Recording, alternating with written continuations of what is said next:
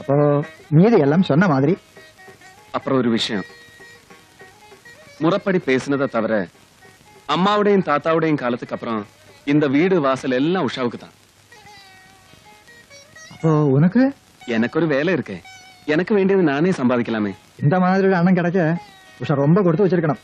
அப்பா இல்லாம வளர்ந்த பொண்ணாச்சே, அது என்னோட கடமையாக்கும்.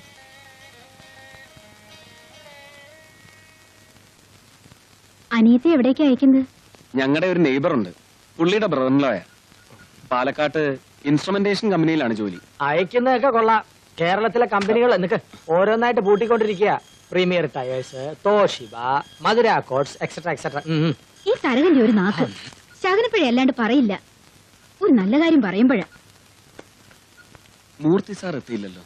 2 ദിവസത്തേക്ക് ലീവാണെന്ന് വിളിച്ചു പറഞ്ഞിരുന്നു. പനിയാണത്രേ. പനിയൊന്നും ആവൂല, ഹാങ് ഓവർ ആയിരിക്കും. ഭാഗ്യവാൻ.